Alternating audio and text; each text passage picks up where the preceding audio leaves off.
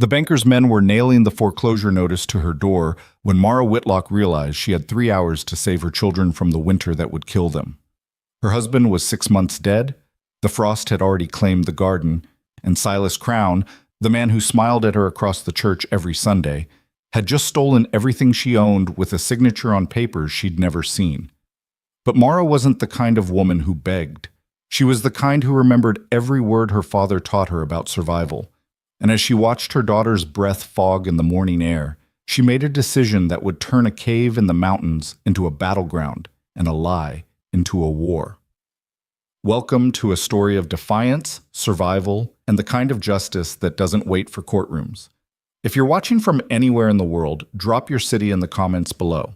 I want to see how far this story travels. Now hit that like button and settle in, because what Mara Whitlock did next would shake an entire territory to its bones. The sound of the hammer hitting the nail was the same sound that had built this house. 3 strikes, clean and sure, the way Jacob used to do it. But Jacob was gone, and the man swinging the hammer now wore a deputy's badge and wouldn't meet her eyes. Mara stood in the doorway with her shawl pulled tight, watching Deputy Earl Hutchins pin the yellow paper to the wood her husband had planed smooth with his own hands. Behind her, she could hear Lila trying to keep Ben quiet, trying to keep him from seeing, but the boy had his father's curiosity and his mother's stubbornness. "Mama?"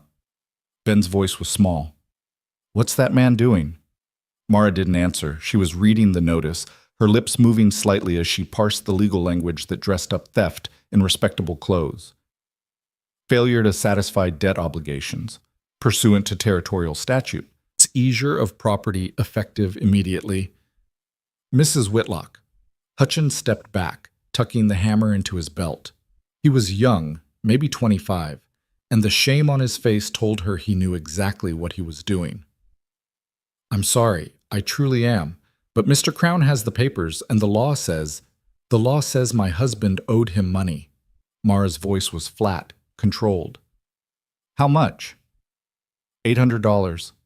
The number hit her like a physical blow. $800. Jacob had never borrowed a cent in his life. He'd built this homestead with his bare hands, proved up the claim fair and square, and died breaking his back to make it produce enough to feed his family through the winter. "That's a lie," she said quietly. Hutchins looked away. "I got the promissory note right here, signed and witnessed. Mr. Crown says your husband took a loan 2 years back to buy seed and equipment after the drought." "Show me." He hesitated, then pulled a folded paper from his coat. Mara took it with hands that didn't shake, though everything inside her was trembling. She'd seen Jacob's signature on their marriage certificate, on the land deed, on letters to his mother back east. She knew the way he formed his letters, the slight hook on the capital J, the way his hand cramped when he wrote too long and the letters got smaller. The signature on this paper looked like Jacob's, but it wasn't. "This is forged," she said, looking up at Hutchins. "My husband never signed this." "Ma'am, I can't—" "Look at it." She thrust the paper at him, her finger jabbing at the signature. "Really look. The J is wrong. The tail's too long. And Jacob always dated things with the month spelled out, never numbers.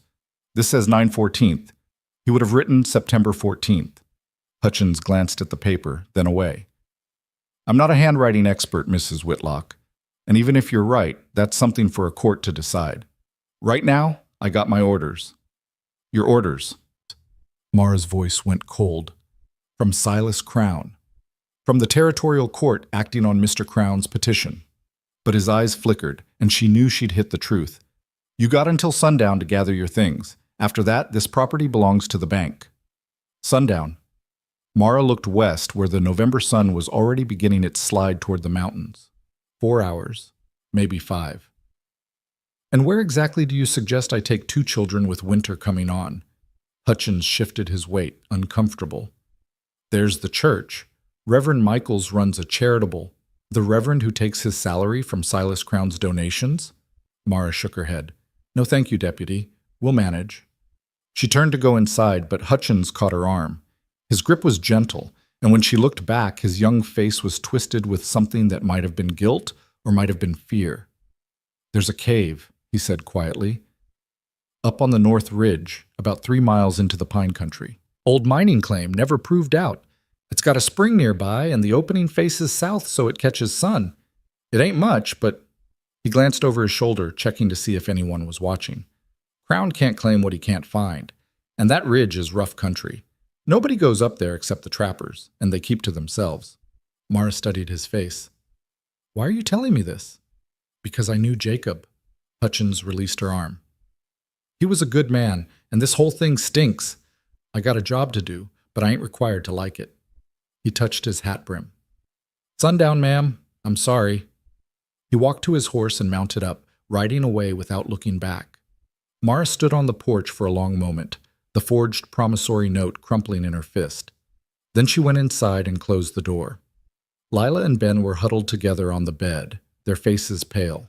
At 12, Lila was already learning to read situations the way other girls read books, and she'd understood everything that just happened. Ben, at 7, just knew that something bad was coming. Mama? He whispered. Do we have to leave? Mara sat down between them and pulled them close. Yes, baby. We do. Where will we go? Lila's voice was steady, but her hand found Mara's and squeezed tight. Somewhere safe. Mara kissed the top of her daughter's head, breathing in the scent of her hair, soap and wood smoke and childhood. But first we need to pack, and I need you both to be very brave and very smart. Can you do that? They nodded, and Mara felt something hard and fierce settle in her chest. She'd been Jacob's wife for 13 years. She'd buried 2 babies who didn't make it past their first winter. She'd survived drought and flood, sickness and hunger, and the kind of loneliness that came with living 20 miles from the nearest neighbor. She'd learned to shoot, to trap, to preserve meat and cure leather and read weather in the clouds. And she'd learned that when men like Silas Crown decided to take what wasn't theirs, the law wouldn't save you. You had to save yourself. Lila, I need you to start with the food, everything in the pantry that won't spoil, flour, salt, beans, the dried venison. Pack it in flour sacks tight as you can. Ben, you help her. I'm going to get our winter clothes and blankets. They scattered to their tasks, and Mara began to plan. 3 miles north into rough country with 2 children meant they couldn't carry everything. She had to choose what would keep them alive. Clothes first, they could layer everything they owned if they had to.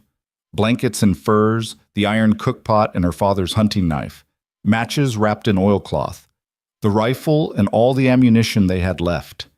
She moved through the house like a general preparing for siege, her mind cataloging and calculating. The furniture would stay. They couldn't carry it, and it wouldn't matter where they were going.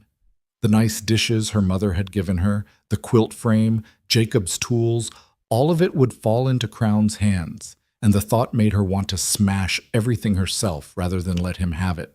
But that was pride talking, and pride wouldn't keep her children warm. Mama, look! Lila held up a small wooden box. Inside were the few precious things they owned: Mara's wedding ring, the silver locket that had belonged to Jacob's grandmother, 3 gold dollars wrapped in paper. Should I bring this? Yes. Mara took the box and tucked it into her coat. And Lila, there's something else I need you to get. In the cellar, behind the potato bins, there's a loose stone. Behind it is a leather pouch. Bring it to me, but don't look inside. Understand? Lila's eyes went wide, but she nodded and hurried to the cellar door. Mara continued packing, layering clothing onto both children until they looked like small, bundled versions of themselves. When Lila returned with the pouch, Mara added it to her own pack without opening it. Inside were the papers Jacob had kept safe: their marriage certificate, the land deed, letters from his family, things that proved who they were and what they owned, even if the law chose not to see it. By the time the sun reached its apex, they were ready. 3 packs loaded with everything that mattered, the rifle slung across Mara's back, and 2 children dressed in so many layers they could barely move. Mara took one last look around the house that had been her whole world for 7 years. The table where she'd fed her family. The bed where she'd loved her husband and birthed her babies. The window where she'd stood 1,000 times, watching for Jacob to come home from the fields. All of it would belong to someone else by tomorrow, and there was nothing she could do about it except survive. Come on, she said, holding out her hands. We've got a walk ahead of us. They stepped outside out warmth, and the wind coming down from the mountains carried the promise of snow. Mara locked the door, a pointless gesture, but one that gave her a moment of control, and then they started walking. The path north was barely a path at all, just a game trail that wound up through the scrub oak and into the pine forest. Mara set a steady pace, not too fast for the children, but fast enough to cover ground while the light lasted. Ben struggled with his pack after the first mile, and Mara redistributed the weight, carrying more herself and letting Lila take some of Ben's load. "How much farther?" Ben asked, his breath coming in small puffs. 2 more miles, Mara said. "You're doing good, baby. Keep going." The forest grew denser as they climbed, the pines closing in overhead and blocking out the sky. It was colder here, away from the open valley, and Mara could see frost forming on the rocks where the sun didn't reach. She thought about what they were walking toward, a cave that might be nothing more than a hole in the ground, in country so rough that even the trappers avoided it. But it was away from Silas' crown, and right now, that was all that mattered. They found the cave just as the sun began to touch the western peaks. It was exactly where Hutchins had said it would be, a dark opening in the limestone face of the ridge, about 10 feet high and twice as wide. The approach was steep and rocky, but there was a clear area in front where the ground leveled out, and Mara could see the remains of an old fire ring. "Stay here," she told the children, dropping her pack. She pulled the rifle around and checked the load, then approached the cave slowly. The opening was bigger than it looked from a distance, and once her eyes adjusted to the darkness, she could see that the cave went back at least 30 feet before the ceiling sloped down to meet the floor. The walls were dry, the floor was mostly level rock, and when she held up her hand, she could feel a faint current of air moving through, which meant there was ventilation somewhere deeper in. It wasn't a house. It wasn't even close to a house. But it was shelter, and it was theirs, and Silas Crown would never find them here. She walked back to where Lila and Ben were waiting. "Come on, let's get inside before dark." They hauled their packs into the cave, and Mara immediately started organizing. The back of the cave would be their sleeping area, farthest from the wind. The middle section would be for storage and cooking. The front would be where they built the fire, close enough to the opening for the smoke to escape, but far enough in to trap the heat.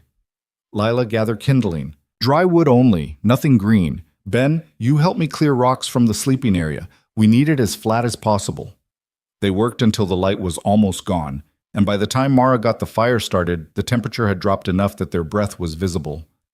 She heated beans and venison in the iron pot, and they ate in silence, huddled close to the flames. "Mama," Ben said finally, "is this where we live now?" Mara looked around the cave, at the rough stone walls, the smoke-stained ceiling, the cold that crept in despite the fire. Then she looked at her son's face, open and trusting, waiting for her to make sense of a world that had suddenly turned upside down. "For now," she said, "until we figure out something better." "I don't like it here," Ben whispered. "I want to go home." "I know, baby." Mara pulled him close, feeling Lila press against her other side. "But home isn't always a place. Sometimes it's just the people you love. And as long as we're together, we're home. Understand?" Ben nodded against her shoulder, and Lila's arm came around both of them. They sat like that for a long time, 3 people who'd lost everything except each other, watching the fire burn down to coals while the wind howled outside, and the first snow of winter began to fall. The next morning, Mara woke to find 2 inches of snow on the ground and ice forming in the water bucket. She rebuilt the fire with numb fingers, then stood at the cave entrance and surveyed what would have to become their home. The site had potential, she realized. The cave itself provided basic shelter, but it was open to the elements and would be impossible to heat once the real cold arrived. She'd need to build a wall across the opening, leaving space for a door and a proper chimney. She'd need to dig a fire pit with stones to hold heat. She'd need to find clay to seal the gaps, moss for insulation, and enough wood to last through a Wyoming winter. She'd need tools she didn't have, skills she'd barely learned, and time she wasn't sure they could spare. But she'd figure it out. She had to. She was standing there, mentally cataloging what they'd need, when she heard the unmistakable sound of a rifle being cocked behind her. "You picked a hell of a place to squat," a man's voice said. "This is my range." Mara turned slowly, her hands visible, and found herself looking at the most frightening man she'd ever seen. He was tall and lean, dressed in buckskin and furs, with a rifle pointed steadily at her chest. But it wasn't the gun that made her breath catch. It was his face. The left side was a mass of scar tissue, the skin puckered and twisted from some old burn. His eye on that side was milky white, and the scarring continued down his neck and disappeared under his shirt collar. "I'm not squatting," Mara said, keeping her voice level. "I'm surviving. There's a difference." The man's good eye narrowed. "Surviving on my trap line. I could shoot you for poaching and nobody'd say a word." "Then shoot!" Mara stepped forward and saw surprise flicker across his ruined face. "But know that you'll be murdering a widow and 2 children who've got nowhere else to go." "If that sits easy on your conscience, then pull the trigger." They stared at each other for a long moment. Then the man lowered the rifle, though he didn't uncork it. "Widow Whitlock," he said. "Heard about Jacob. Heard about the foreclosure, too. Crown's got a long reach. You know who I am? I know everybody's business. It's how you stay alive out here." He glanced past her at the cave. "Those your kids?" Mara turned and saw Lila and Ben huddled in the entrance, their faces pale. "Yes." The man studied them for a moment, then looked back at Mara. His scarred face was unreadable, but something in his posture had shifted from threat to assessment. "Name's Caleb Rourke," he said, "and if you're planning to winter here, you're going to die. This cave won't hold heat worth a damn. You've got no chimney, and the first real snow will trap you inside for days. You got maybe 2 weeks before the passes close, and then you're stuck with whatever you manage to scrape together." "Then I'd better work fast," Mara said. Rourke made a sound that might have been a laugh. "You got tools? Building experience? Any idea how to construct a wall that won't collapse in the first wind?" "I'll learn." "You'll freeze." He lowered the hammer on the rifle and slung it over his shoulder. "But I'll give you this. You've got spine. Most women would have broken down crying by now." "Crying won't build a wall," Mara said flatly. "Now, if you're done threatening us, I've got work to do." She turned and walked back to the cave, her heart pounding but her steps steady. Behind her, she heard Rourke say something under his breath, and then the sound of his boots crunching through the snow as he walked away. Lila and Ben rushed to her side. "Mama, who was that?" Ben whispered. "Nobody," Mara said. "Just a trapper who thinks he owns the mountain." She knelt down and looked her children in the eyes.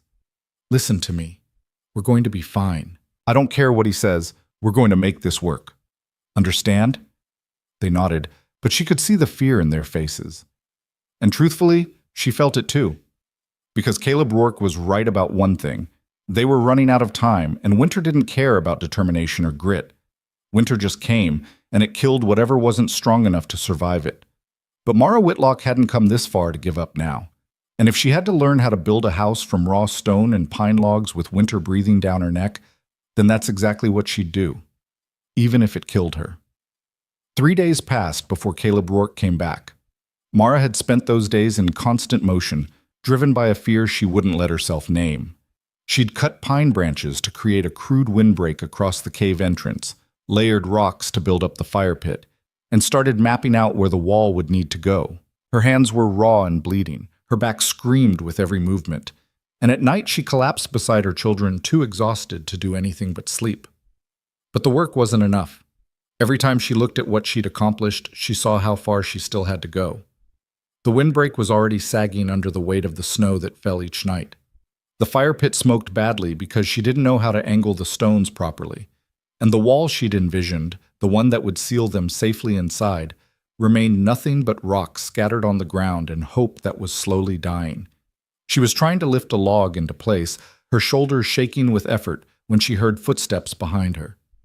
"You're doing it wrong," Rourke said. Mara didn't turn around. "Then leave." "That log's green.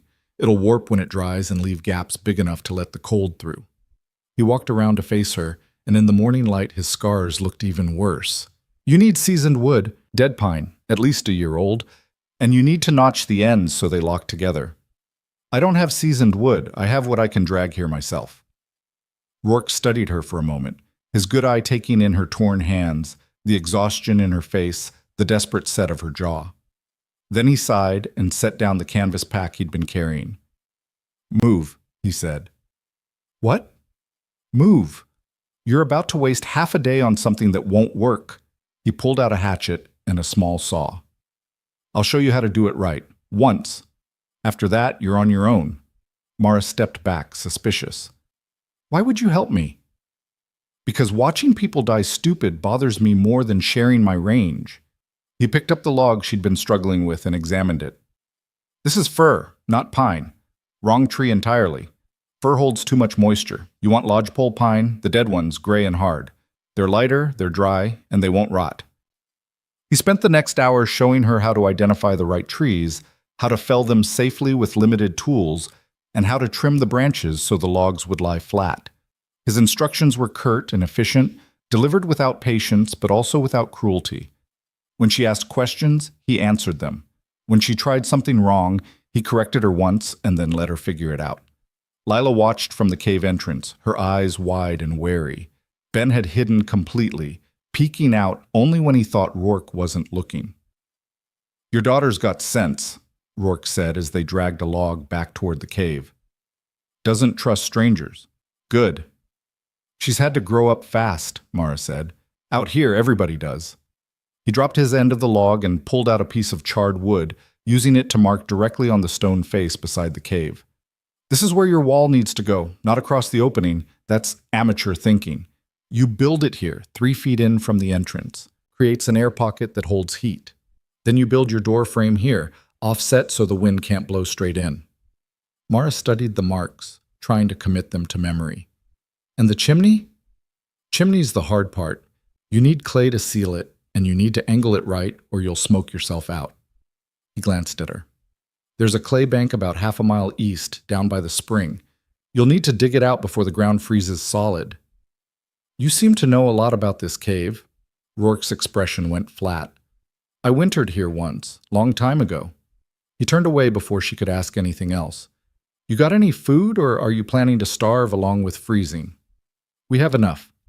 You have maybe 2 weeks of beans and dried meat, and winter lasts 5 months up here. He walked to his pack and pulled out a cloth-wrapped bundle. Smoked elk. Should last you a month if you ration it, and there's a rabbit run about a 1/4 mile south. I'll show your girl how to set snares. Mara stared at the bundle. I can't pay you. Didn't ask you to. He thrust it at her. Take it or don't. But if those kids die because you're too proud to accept help, that's on you. She took the meat, her throat tight. Thank you. Rourke just grunted and went back to marking the stone. They worked in silence for another hour, and then he packed up his tools and prepared to leave. You'll need to start gathering stones for the wall, he said. Flat ones, about the size of your head. Stack them here, dry. Don't build yet. You need to understand the structure first, or it'll collapse and kill somebody. When will you be back? The question was out before Mara could stop it. Rourke looked at her, something unreadable in his scarred face. Didn't say I was coming back. But you want to survive, you learn to do it yourself. I'm not your husband, and I'm not your savior. He shouldered his pack. But I'll check in a week. If you're still alive, maybe I'll show you how to build a chimney that won't burn the whole mountain down. He disappeared into the trees before she could respond, moving with the easy silence of someone who'd spent more time with wilderness than people. Lila emerged from the cave, coming to stand beside her mother. I don't like him. I don't think we're supposed to like him, Mara said quietly, but I think he might keep us alive. Over the next week, Mara worked harder than she'd ever worked in her life. She gathered stones from the ridge, hauling them one by one until her arms felt like they'd tear from their sockets. She dug clay from the bank Rourke had mentioned, mixing it with water and dried grass to create a mortar that might hold the wall together. She cut dead lodgepole pine, learning through painful trial and error how to fell a tree without it landing on her head. And she taught Lila everything she learned, because if something happened to her, Lila would have to keep Ben alive. The girl learned fast, her 12-year-old hands growing rough and capable. She mastered the snares Rourke had briefly demonstrated, checking them each morning and returning with rabbits that Mara cleaned and cooked. She learned to identify edible plants, to read weather in the clouds, to conserve their water and make the fire last longer with carefully placed stones. Ben tried to help, but he was 7 and small for his age, and mostly he just tried to stay out of the way. Mara gave him tasks he could handle, gathering kindling, sorting stones by size, keeping the fire fed. At night, he curled against her side and cried quietly for his father, for the house they'd lost, for the life that had been stolen from them. "I want to go home," he whispered one night, his voice breaking. Mara held him tighter. "I know, baby, I know." "Why did that man take our house? What did we do wrong?" "We didn't do anything wrong. Sometimes bad people do bad things, and there's nothing you can do to stop them." She stroked his hair, feeling the weight of every lie she'd ever been told about justice and fairness and the world being a good place. "But we're going to be okay. I promise." "How do you know?" "Because I won't let us be anything else." On the 8th day, Rourke returned. He came in the early morning with Frost on his shoulders and another pack of supplies, cornmeal, salt, a chunk of fatback that would keep in the cold.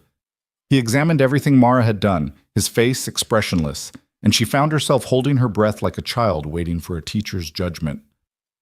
"Not bad," he said finally. "You've got an eye for stone selection, and this mortar might actually hold." He crouched beside the wall foundation she'd started laying out. "But you're building too wide. You don't need a palace, you need something small enough to heat with one fire. Cut your dimensions by 1/3. That'll barely leave room for the 3 of us. You want space, or you want to survive the winter? Choose one." He stood and brushed off his hands. "I brought something else." From his pack, he pulled out a bundle of old canvas and a coil of rope. "Oilcloth. You hang this inside the cave behind where the wall will be. It'll cut the wind and hold the heat better. And this," he held up a small iron hook, "is for hanging your pot over the fire. Keeps it stable and lets you control the heat." Mara took the items, studying his face. "You said you weren't coming back." "I lied." He met her gaze steadily. "You asked earlier why I'm helping. Truth is, I know exactly what Silas Crown is." "What do you mean?" Rourke's jaw tightened. 6 years ago, I had a wife and a son, had a trap line that ran all the way down to the valley, cabin on a creek, everything a man could want. Then Crown decided he wanted that land for timber rights. His hand drifted to his scarred cheek. "When I wouldn't sell, my cabin burned in the night. My wife and boy were inside. I tried to get them out. The silence that followed was terrible. They said it was an accident," Rourke continued, his voice flat. "Chimney fire, sparks on the roof. But I found boot prints in the snow that didn't belong to anyone in my family. Found a coal oil can in the brush 50 yards out." He looked directly at her. "Crown killed my family because I wouldn't give him what he wanted. And now he's doing the same thing to you."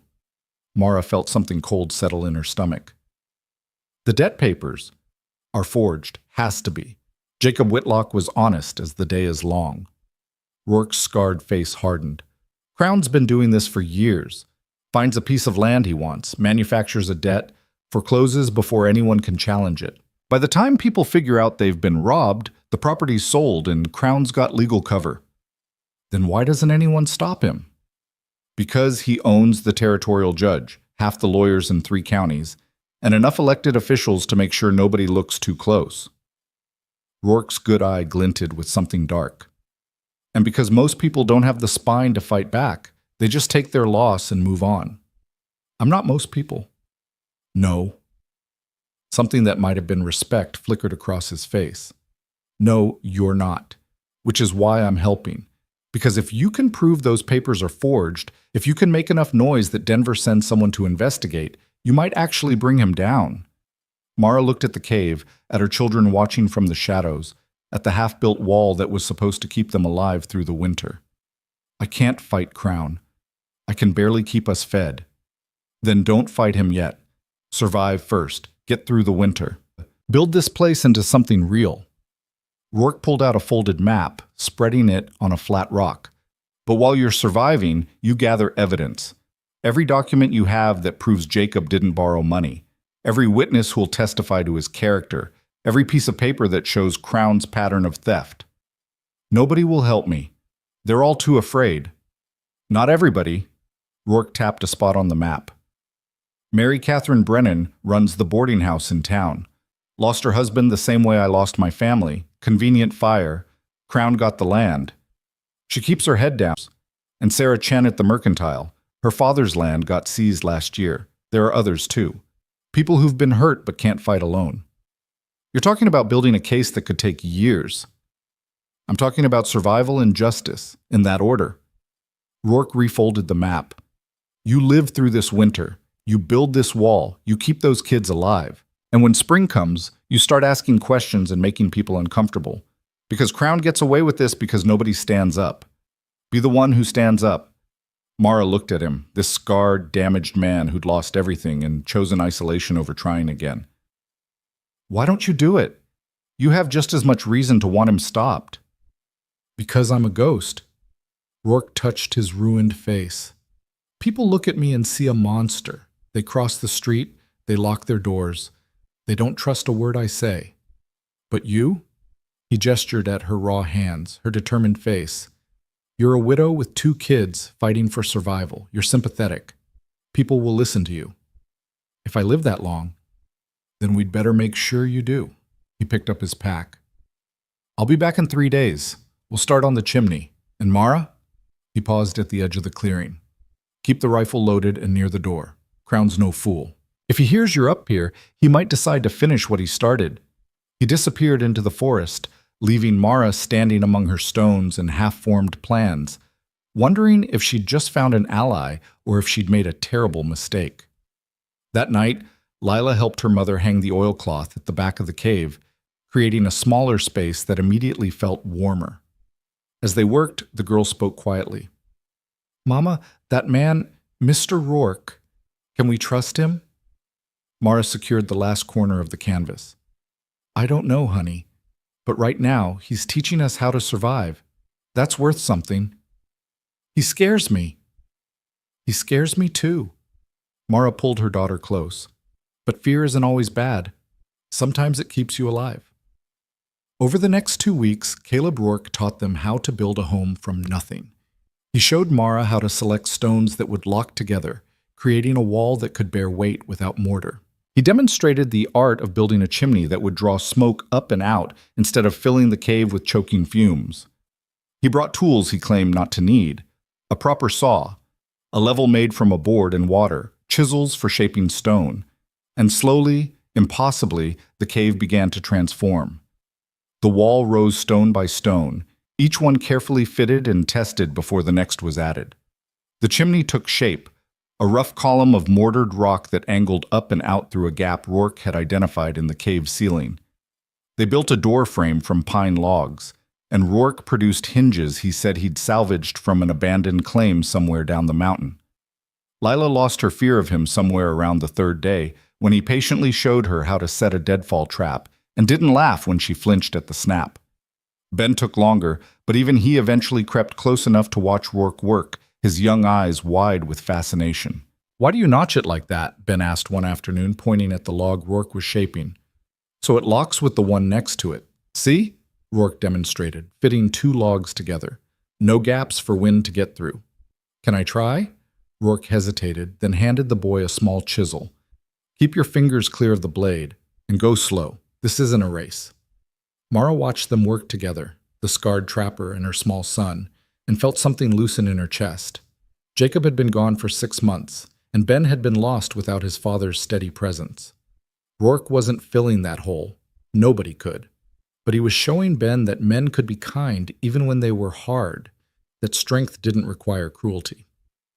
One evening, as the sun set behind the peaks and painted the snow orange and gold, Rourke sat by the fire with them and shared the stew Mara had made from rabbit and wild onions.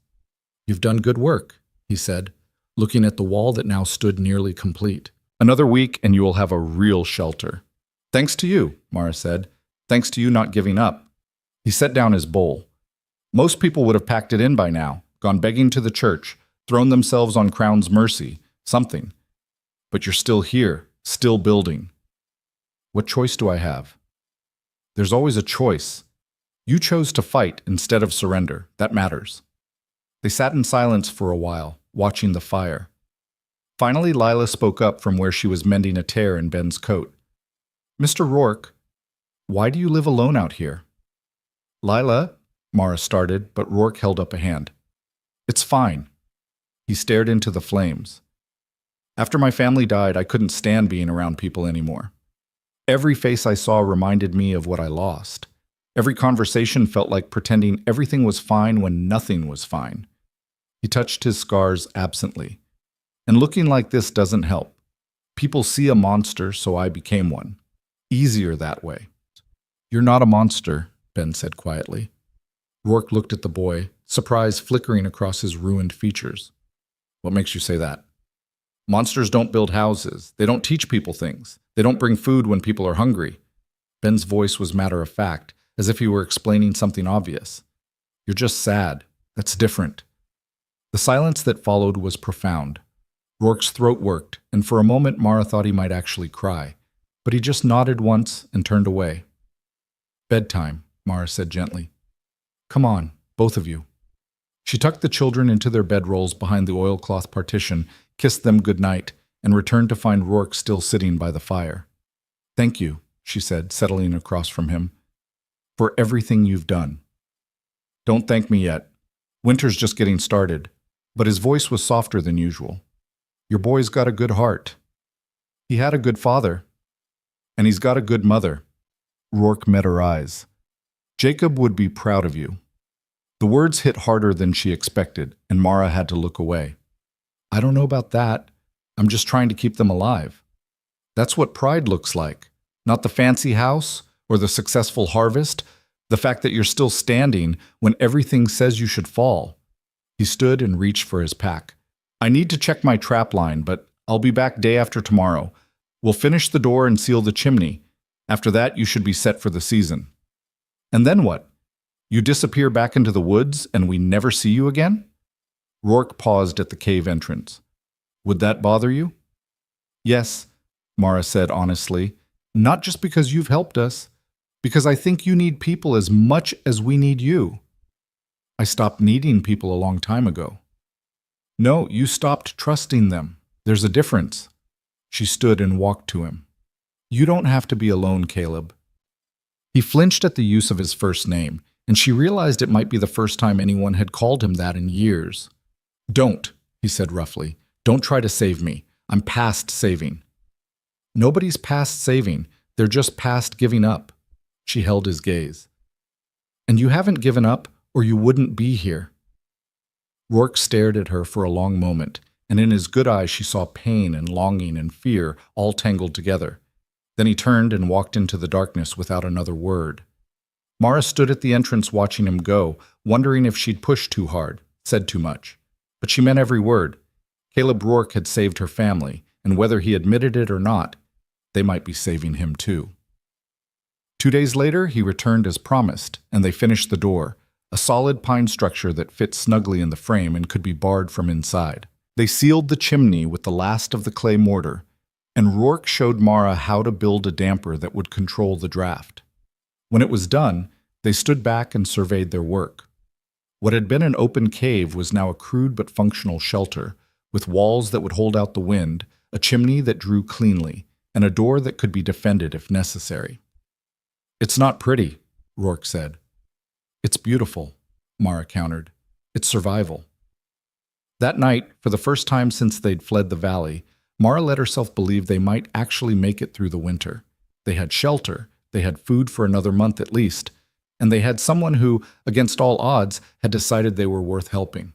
But 3 days later, everything changed. Mara was outside gathering water from the spring when she heard horses. Multiple horses, moving fast through the forest. She dropped the bucket and ran for the cave, her heart hammering. Lila, get the rifle. Ben, get behind the wall.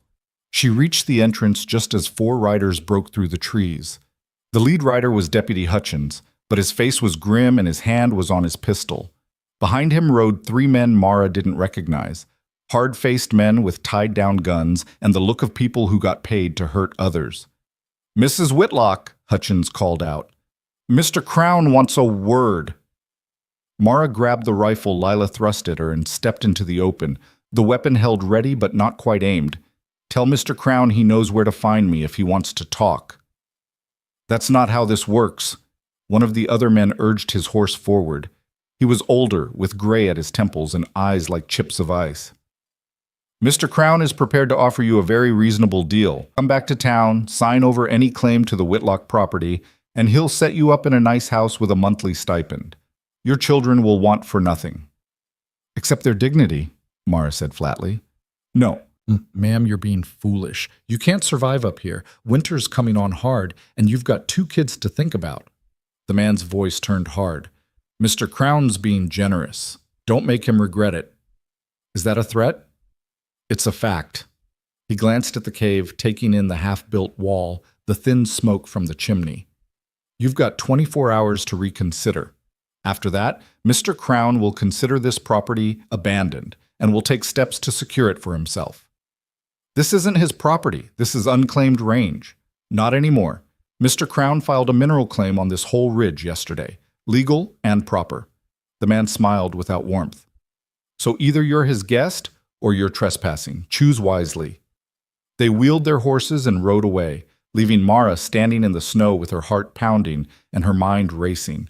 Behind her, she heard Lila's frightened voice. "Mama, what are we going to do?"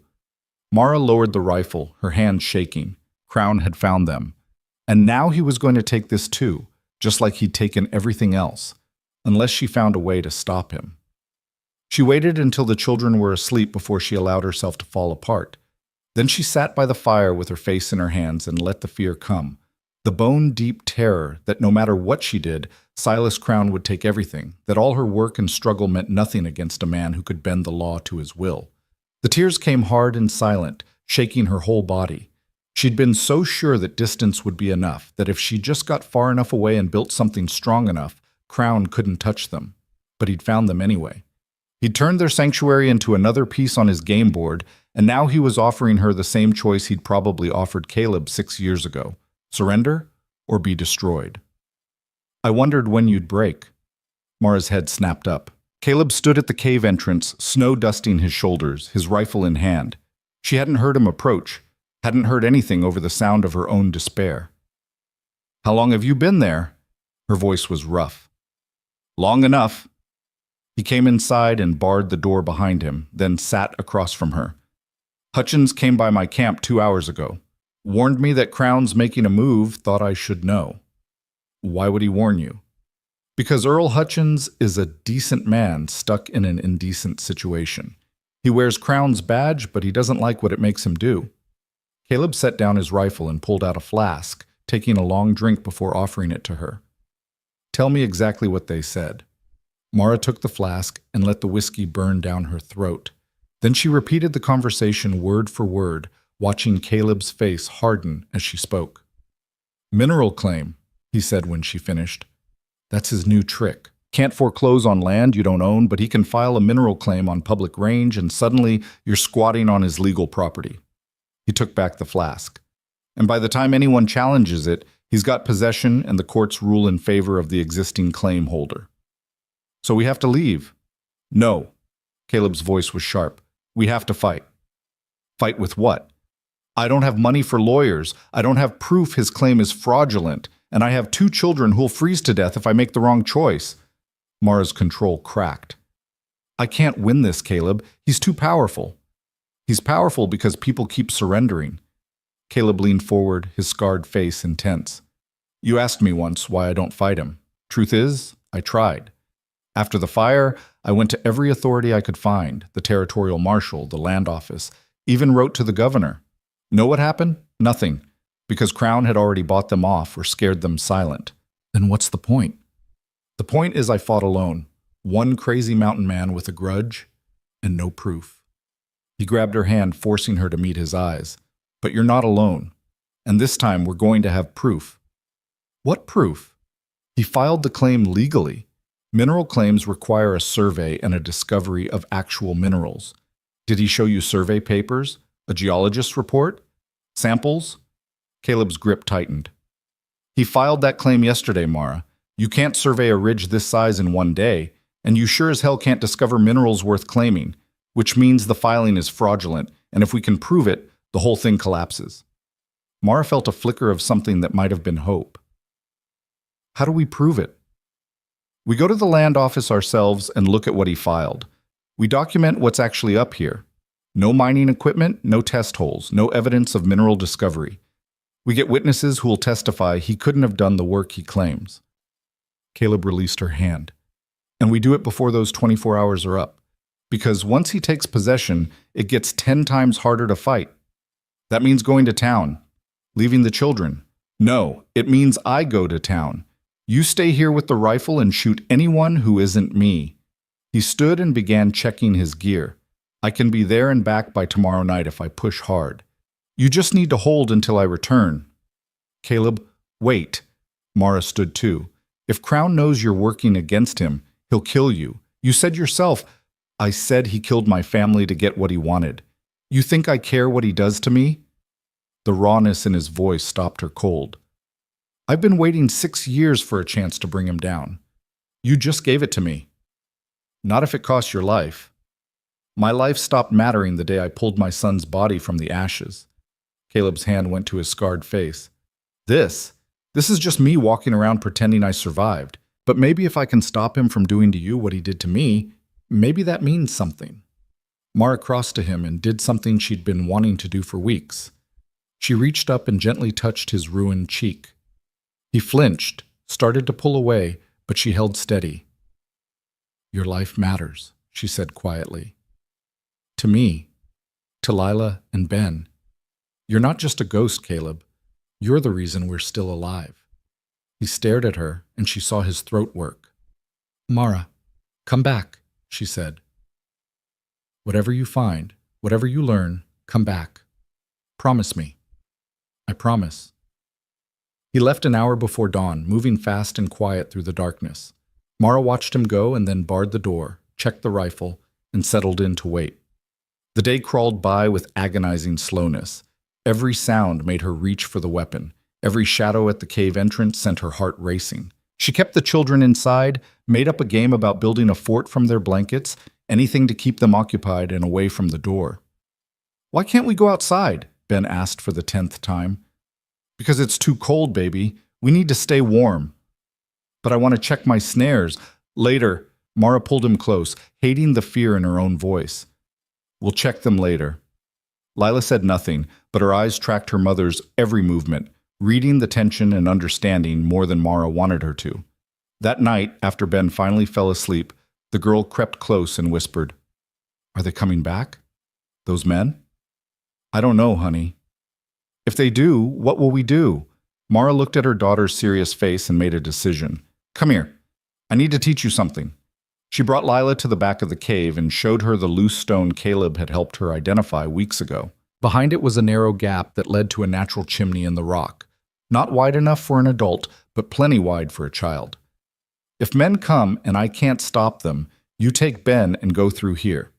It comes out about 50 yards up slope. From there, you run east until you hit Caleb's trap line. You follow the markers. He showed you the marks, remember? You follow them until you find his camp. Mama, I can't leave you. Yes, you can, and you will if it comes to that. Mara gripped her daughter's shoulders. You're 12 years old, and I know that's too young for this. But out here, you don't get to be young. You get to be alive or dead, and I need you to choose alive. Understand? Lila's eyes filled with tears, but she nodded. I understand. Good girl. Mara pulled her close. Now let's pray it doesn't come to that. But as the second night fell and Caleb still hadn't returned, Mara began to prepare for the worst. She moved their packs near the escape route. She loaded the rifle and set it by the door where she could reach it instantly. She banked the fire low so it wouldn't silhouette her against the flames. And she waited. They came in the dead hours before dawn, when the darkness was deepest and most people were in their heaviest sleep. Mara heard the horses first, multiple animals trying to move quietly but giving themselves away with the crunch of snow and the jingle of tack. She was at the door instantly, rifle ready, her heart hammering. Behind her, she heard Lila wake and immediately start rousing Ben. How many? Lila whispered. At least 4, maybe more. Mara's hands were steady on the rifle, even though everything inside her was screaming. Get ready to run. The footsteps approached, and then a voice called out. Not Hutchins this time, but the gray-haired man from before. Mrs. Whitlock, your time's up. Mr. Crown is prepared to make one final offer. Open the door and we'll talk like civilized people. But talk from there, Mara called back. Now that's not very. We rode all this way in the cold. You rode all this way to threaten a widow and her children. Stay where you are, or I'll put a bullet through this door. She heard muttering, then the sound of men spreading out. They were flanking the entrance, getting into position.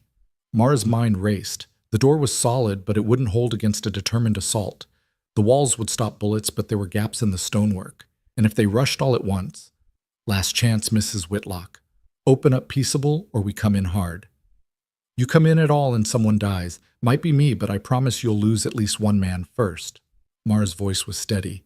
Is this worth dying for? Doing Silas Crown's dirty work? We're being paid enough to think it is. A pause.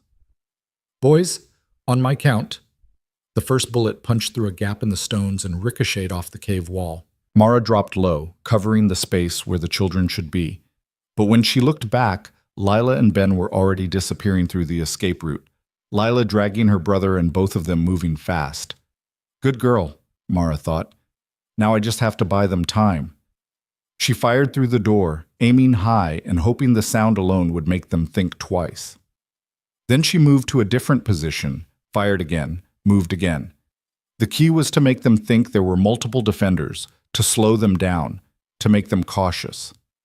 More bullets came back, punching through the door and pocking the stone walls. Someone shouted orders and she heard the men moving, coordinating. They were going to rush.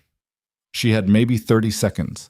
Mara grabbed the powder horn and poured a trail from the fire pit to the door. Then she touched a burning stick to it and dove behind the stone wall Caleb had built. The gunpowder flared in a bright line of flame and sparks. Not an explosion, but enough flash and noise to make the men outside curse and stumble back. In that moment of confusion, Mara ran for the escape route. She was halfway through when hands grabbed her ankle. Got her, someone yelled. She's in the back. Mara kicked backward with everything she had, felt her boot connect with something that crunched. The grip released and she scrambled up into the chimney, her shoulders scraping rock, her hands finding purchase on stone worn smooth by ancient water. Below, she heard men piling into the cave.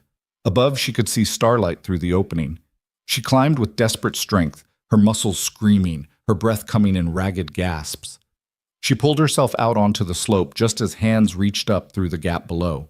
She rolled away and came to her feet, looking wildly around for her children. Mama! Lila's voice, thin and frightened, came from the trees 30 yards east. Mara ran, branches whipping her face, snow pulling at her feet. Behind her she heard men shouting, heard them trying to follow through the narrow gap. One of them was small enough. She heard him grunt as he squeezed through, and then there were footsteps pounding after her. She burst into the clearing where Lila and Ben huddled behind a fallen log and grabbed them both. Run! East, like I showed you! They ran together, the children stumbling in the deep snow, Mara half dragging them when they faltered. The man behind them was gaining. She could hear him crashing through the brush, could hear his breathing getting closer. Then a rifle shot cracked through the night, and the footsteps behind them stopped. Mara spun around and saw Caleb Rourke step out of the shadows, his rifle smoking. The man who'd been chasing them was on the ground, clutching his leg and screaming. Get to my camp, Caleb said, his voice deadly calm. Half a mile northeast, follow the blazes, go. Caleb, go! Mara grabbed her children and ran, following the trail markers Caleb had shown her weeks ago. Behind them, she heard more shots, heard men shouting, heard Caleb's voice cutting through the chaos like a blade.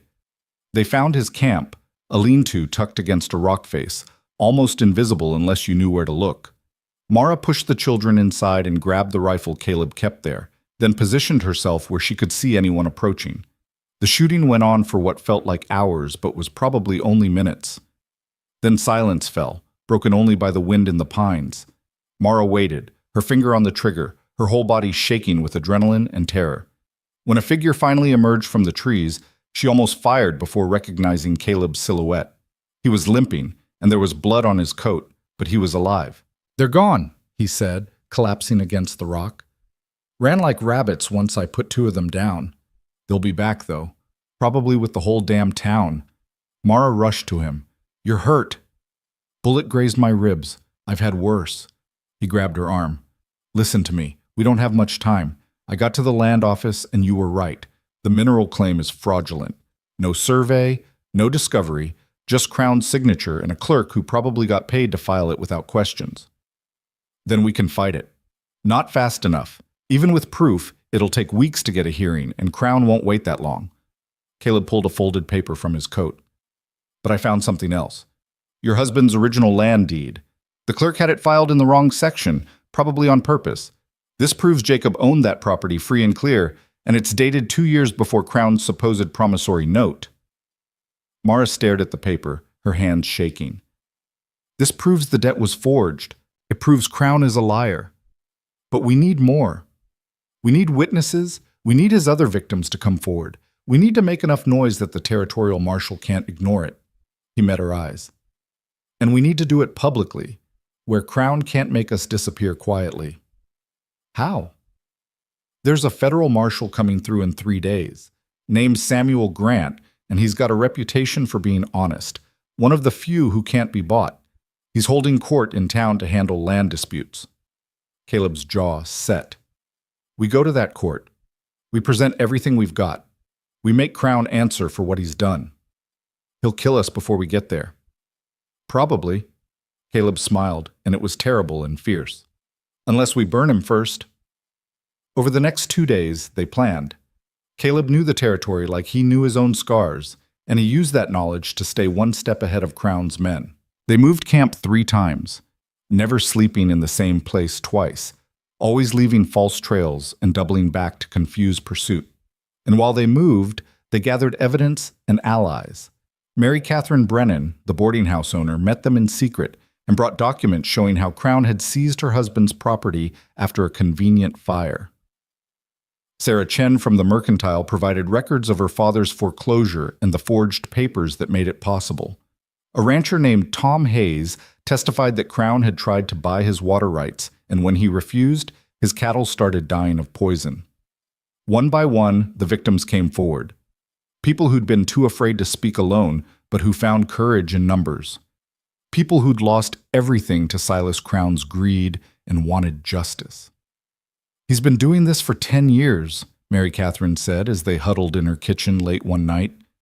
Taking what he wants, hiding behind legal papers and bought judges. Everybody knows it, but everybody's too scared to say it out loud.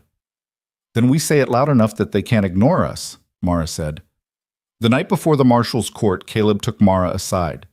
They were camped in an abandoned line shack, with Lila and Ben sleeping in the corner and a cold wind howling outside. You know this is dangerous, he said quietly. Crown will have men there. If this goes wrong, then I die knowing I fought back. Mara looked at him. You asked me once why I wouldn't just surrender.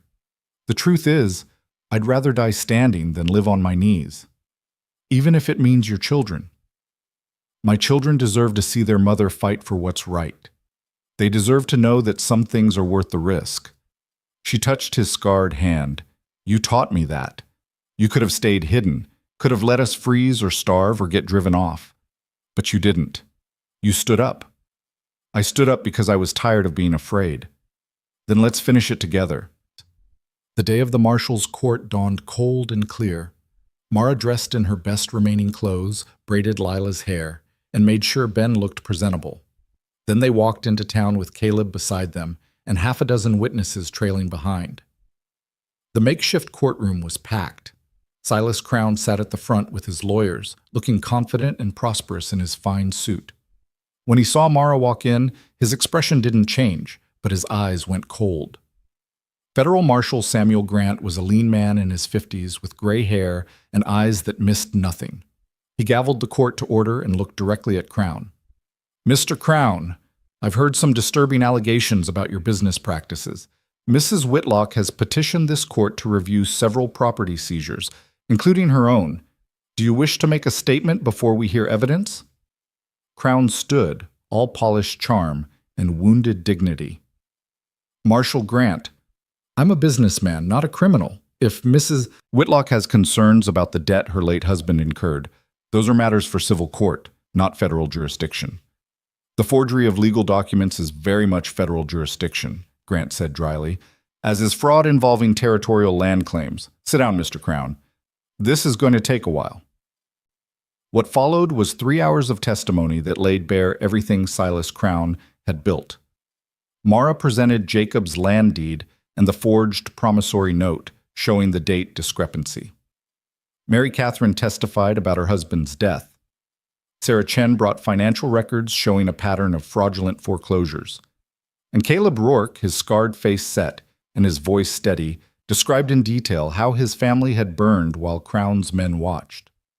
"You have no proof," Crown's lawyer interjected. "This is all speculation and grief. I have boot prints from the night of the fire that match the tread of boots worn by Crown's foreman. I have a coal oil can that was sold at Crown's Mercantile 2 days before the fire, and I have 3 witnesses who saw men riding away from my property that night." Caleb's good eye fixed on Crown. "You killed my family because I wouldn't sell, and you've been killing people's lives ever since." The courtroom erupted. Marshal Grant banged his gavel, calling for order, but the damage was done. Crown's mask of civility had cracked, and everyone could see the fury underneath. "This is slander," Crown shouted. "I'll sue every person in this room." "You'll do nothing of the sort," Grant said coldly, "because I'm placing you under arrest pending a full territorial investigation. And Mr. Crown," he leaned forward, "I suggest you start thinking about cooperation, because attempted murder carries a rope in this territory." What happened next was chaos. Crown's lawyers protested, his men reached for their guns, and Deputy Hutchins, who'd been standing quietly at the back, drew his pistol and aimed it at Crown's foreman. "Don't," Hutchins said quietly. "It's over." For a moment, everything balanced on a knife's edge. Then Crown's men backed down, and the marshal's deputies moved in to take Crown into custody. As they let him out, Crown locked eyes with Mara. "This isn't finished," he said. "Yes," Mara replied. "It is." But even as she said it, she saw something flicker in Crown's expression, something that made her blood run cold. He wasn't afraid. He was angry. And angry men with power were dangerous even when they were in chains. That night, as they celebrated in Mary Catherine's boarding house, Caleb pulled Mara aside. "He's not done," he said quietly. "Grant arrested him, but Crown still has money and connections. He'll make bail, he'll work the system, and he'll come after everyone who testified." "Then what do we do?" "We don't give him the chance." Caleb's jaw set. "There's something I didn't tell the marshal, something I've been saving for when I knew it would matter most." "What?" "Evidence that Crown's been filing false mineral claims all over the territory and selling them to investors back east. Fraud on a scale that goes way beyond what we showed today." He pulled out a leather folder. "I've been collecting this for 6 years. Letters, surveys, witness statements, everything needed to prove he's been running a criminal enterprise." "Why didn't you present it today?" "Because if I had, Crown would know I have it. This way, he thinks the worst is over. He'll make bail, he'll start planning his defense, and he won't see me coming." Caleb's scarred face was grim. "Tomorrow, I'm taking this to the territorial governor in Cheyenne. If I can get in front of him, if I can make him see what Crown really is, this ends, permanently." "Let me come with you." "No, you stay here with your children where it's safe. I've lived with this for 6 years. Let me be the one who finishes it." Mara grabbed his arm. "You're not doing this alone. We're partners in this, Caleb. We fight together." He looked at her for a long moment, and she saw something shift in his expression. The ghost starting to look like a man again. "Partners," he said finally. "But your children stay with Mary Catherine. I won't risk them." "Agreed." They left before dawn, riding hard for Cheyenne with Crown's crimes documented in Caleb's saddlebags. Behind them, Lila and Ben were safe with women who'd found their own courage in watching Mara fight. But neither of them saw the rider who peeled away from the shadows and headed back toward town at a gallop, carrying news that would change everything. Silas Crown had made bail, and he was coming for them with everything he had left. They were 20 miles from Cheyenne when the first shot rang out. The bullet whined past Mara's head close enough that she felt the air split, and her horse screamed and reared. Caleb was already moving, yanking his mount sideways and reaching for his rifle in one fluid motion. Off the road, into the trees. They drove their horses into the pine forest as more shots cracked through the cold morning air. Mar counted at least 3 different weapons, which meant 3 shooters minimum, possibly more. She pulled her horse behind a thick trunk and dropped from the saddle, her own rifle coming up as she searched for targets. "How many?" she called to Caleb, who'd taken cover 30 yards to her left. "At least 4, maybe 6. His voice was tight. "They were waiting for us. Somebody talked." Mara's mind raced. They'd left before dawn, told no one their route, taken back roads specifically to avoid this, which meant either they'd been followed from town or Crown had guessed their destination and sent men to every possible approach to Cheyenne. Another volley of shots tore through the trees, closer this time. These weren't warning shots. These were men trying to kill. "We can't stay here," Caleb said. "They'll flank us. If we run, they'll run us down in the open. Then we don't run. We make them think twice about coming closer." He pulled something from his saddlebag, a stick of dynamite, old and sweating nitroglycerin. "Salvaged this from a mining camp last year. Never thought I'd use it. That thing could blow us up just handling it. Or it could scatter them long enough for us to slip away." He met her eyes across the distance. "Your call, Mara. You're in this as deep as I am." She thought of Lila and Ben back in town. Thought of all the people who'd found courage to testify. Thought of 6 years of Caleb living alone with his grief because no one would stand with him. "Do it." Caleb tied the dynamite to an arrow, using strands from his horse's tail as fuse. Then he struck a match, lit the fuse, and drew his bow in one smooth motion. The arrow arced through the air and landed somewhere in the rocks, where the shooters had taken position. 5 seconds of silence. Then the world exploded. The blast was enormous, sending rock and pine splinters flying. Men screamed, horses bolted, and in the chaos, Mara and Caleb mounted up and drove their horses deeper into the forest, taking a game trail that was barely visible and definitely too narrow for pursuit on horseback. Behind them, she heard shouting and confusion, but no one followed immediately. They'd bought themselves time, but not much. They rode hard for an hour, pushing the horses as fast as they dared on treacherous ground. When they finally stopped to rest and listen, the forest was silent, except for the wind.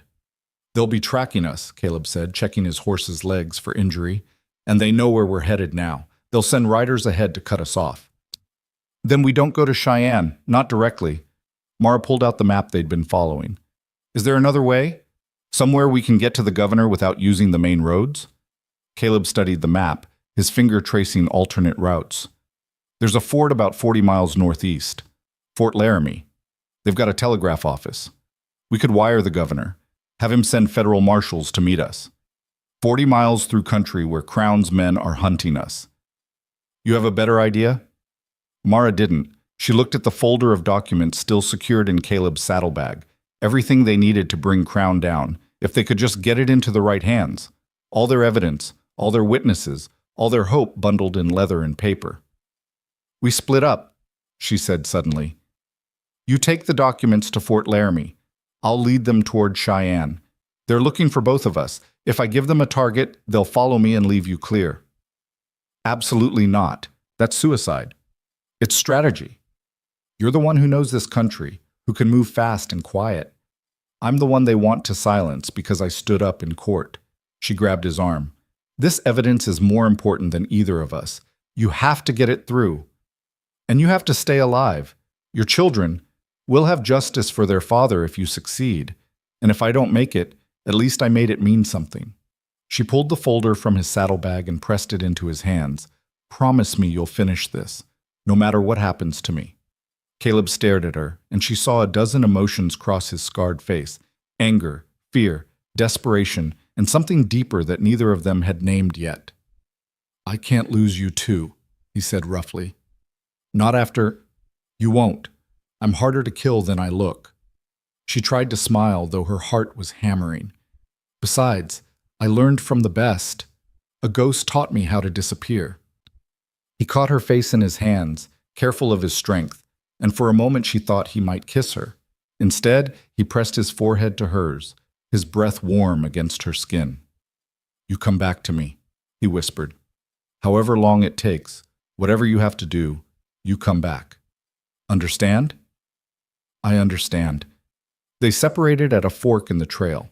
Caleb headed northeast toward Fort Laramie, moving like a shadow through the trees.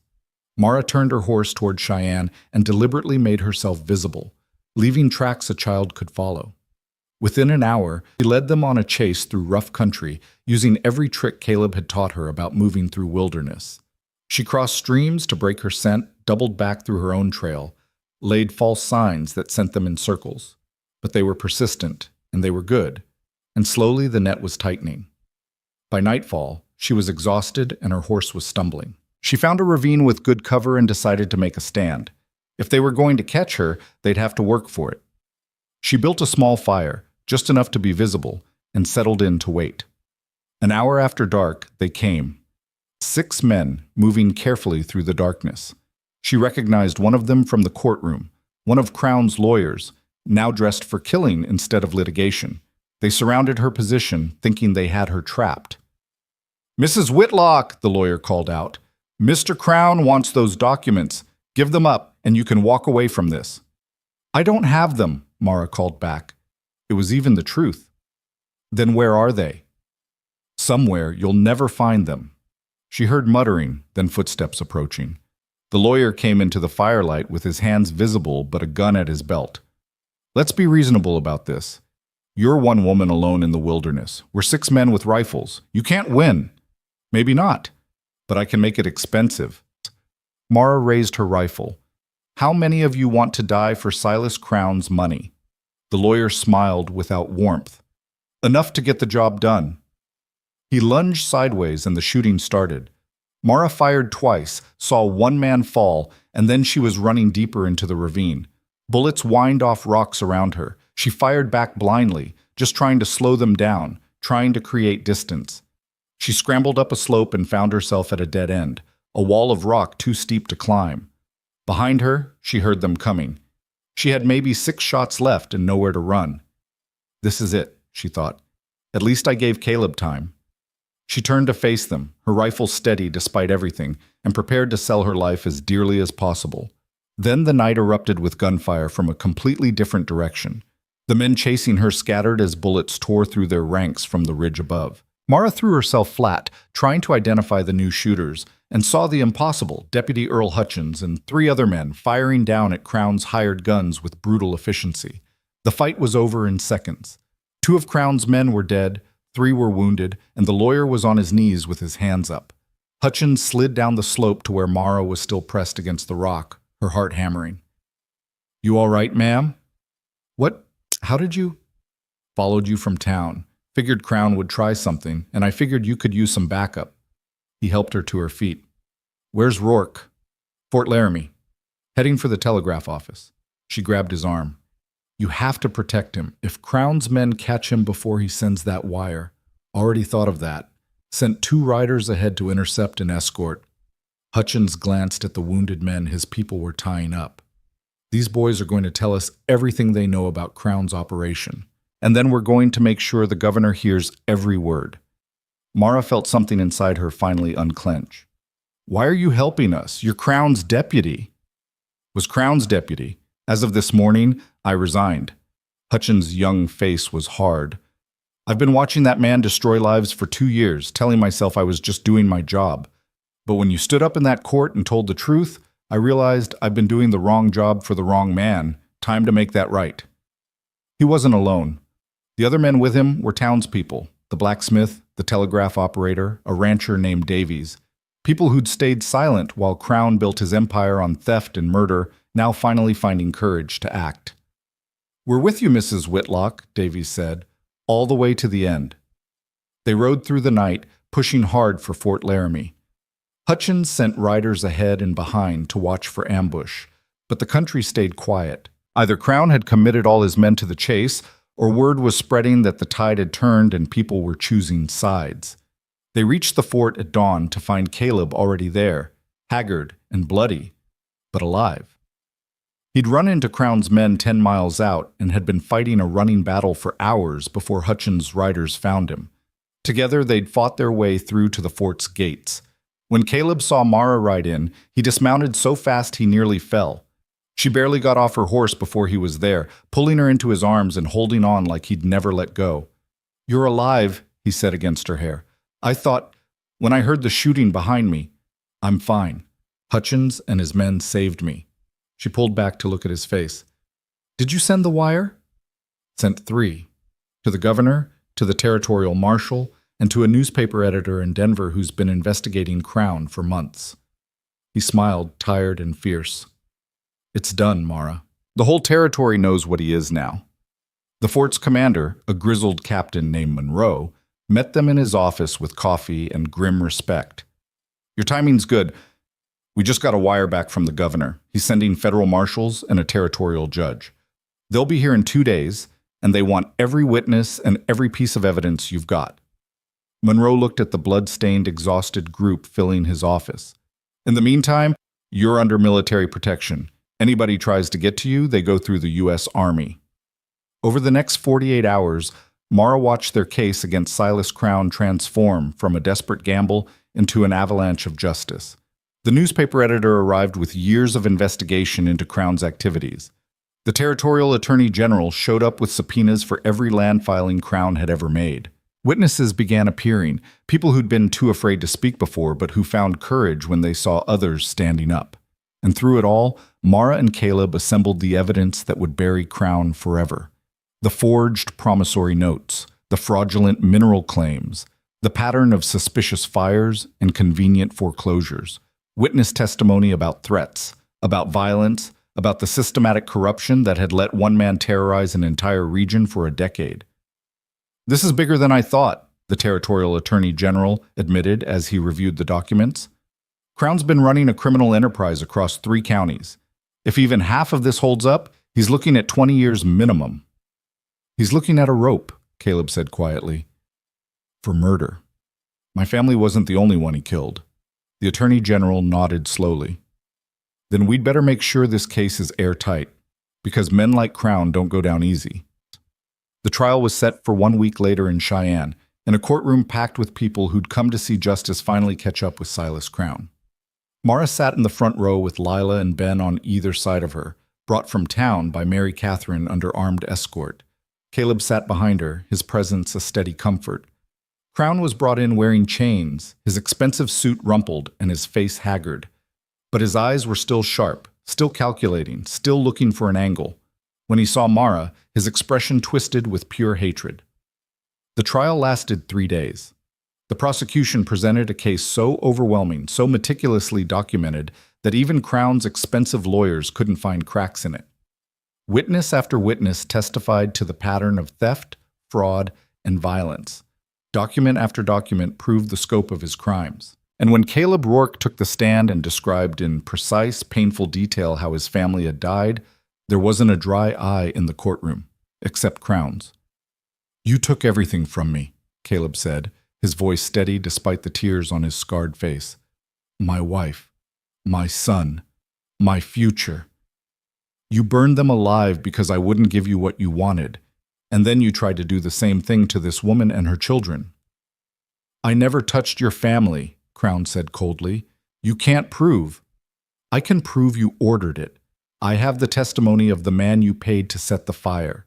He's in protective custody right now, and he's going to testify that you gave him $50 and a can of coal oil and told him to make sure nobody got out alive. The courtroom erupted. The judge banged his gavel, calling for order, but the damage was done. Crown's last defense had crumbled, and everyone knew it. The jury deliberated for 2 hours. When they returned, the foreman stood and read the verdict in a voice that carried to every corner of the packed courtroom. On the charge of murder in the first degree, we find the defendant guilty. On the charge of fraud, we find the defendant guilty.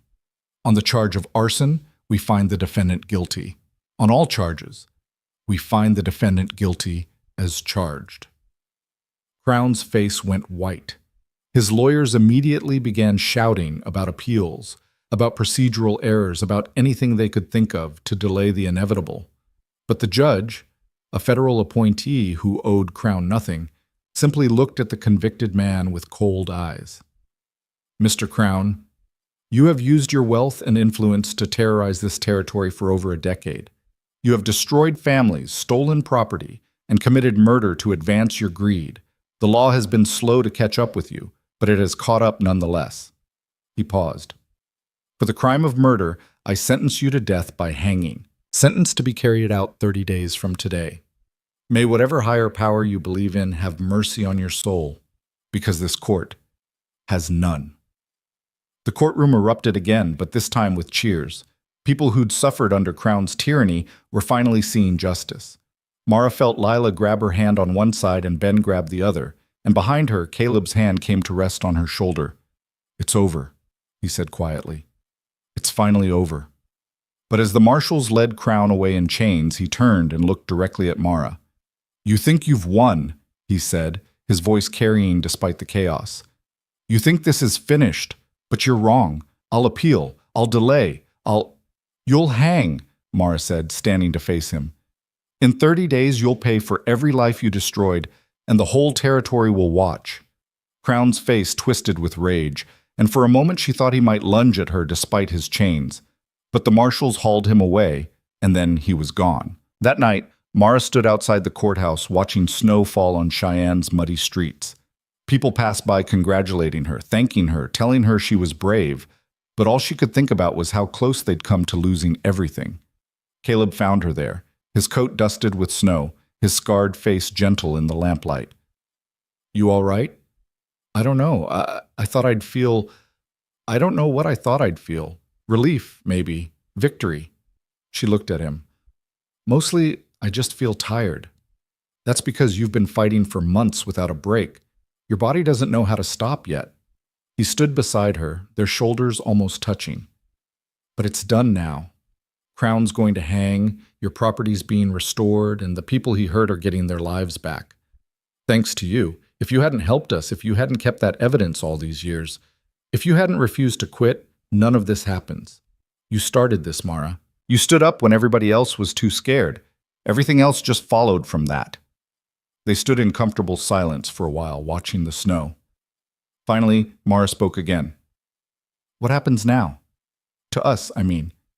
"That depends." Caleb turned to face her. "What do you want to happen?" It was the question she'd been avoiding for weeks, the one she hadn't let herself think about because there'd been too much else to worry about. But now, with Crown defeated and the future suddenly opening up before her, she couldn't avoid it anymore. "I don't want to go back to that valley," she said quietly. "Too many memories. Too much grief. That house was Jacob's dream, not mine. And now it just feels like a grave." "Then don't go back. Build something new, somewhere that's yours." He hesitated. "The cave. We built that together, made it into something real. You could stay there, make it permanent. It's rough country, but it's beautiful.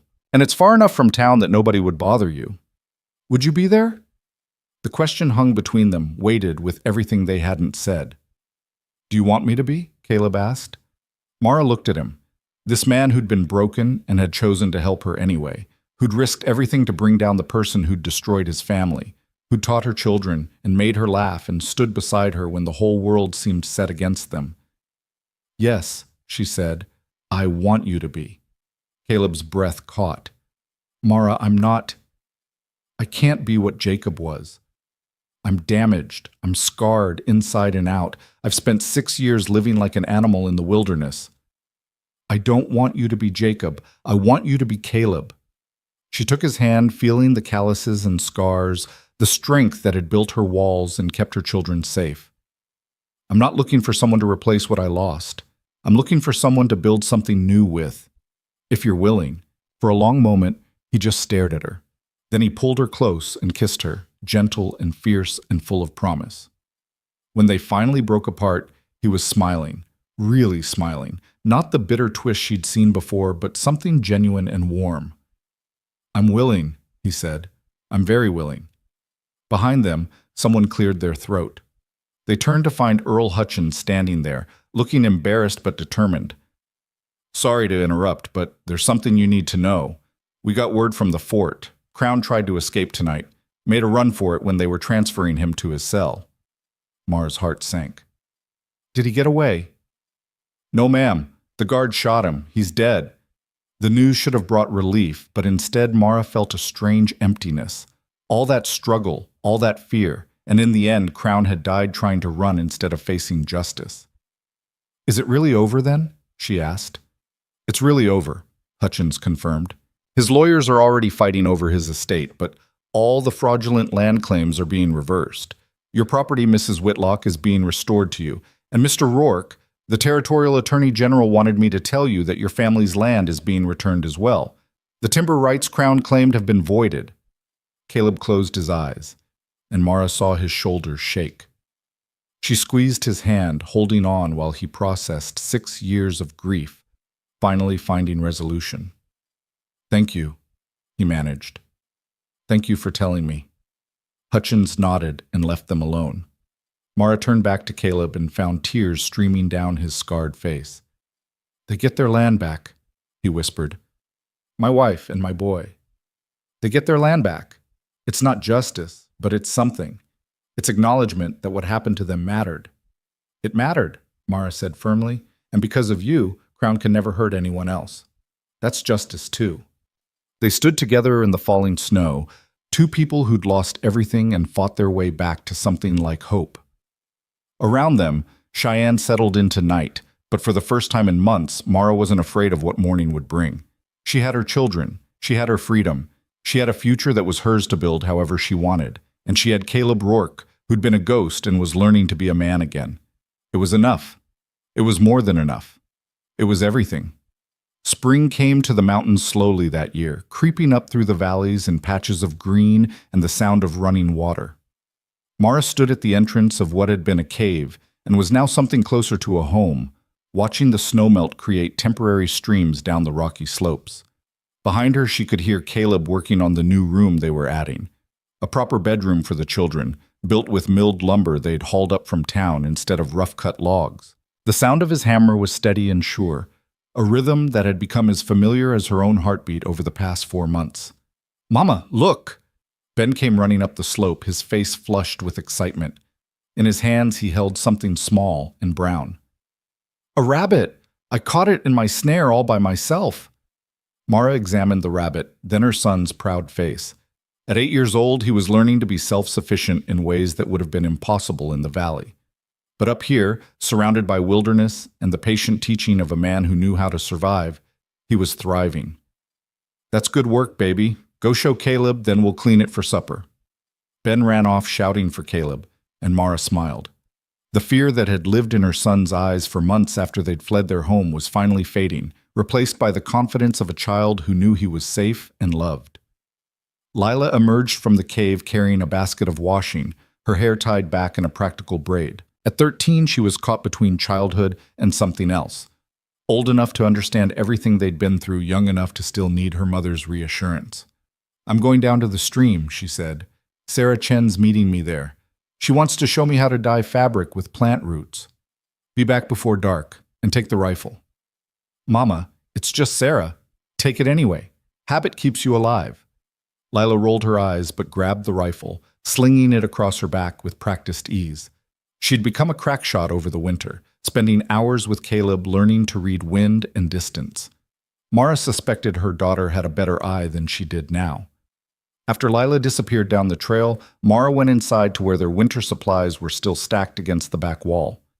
They'd made it through 5 months on what they'd gathered and what Caleb had provided, but it had been close. There'd been weeks when they'd eaten nothing but beans and jerky, when the cold had been so fierce that even their improved shelter barely kept them warm. But they'd survived. And now, with spring opening up the passes and the legal battles finally settled, they had choices again. The valley property had been fully restored to her 2 months ago. The territorial court had voided Crown's fraudulent claim and awarded her damages from his seized estate. Enough money to rebuild the house, buy new stock, hire help if she wanted it.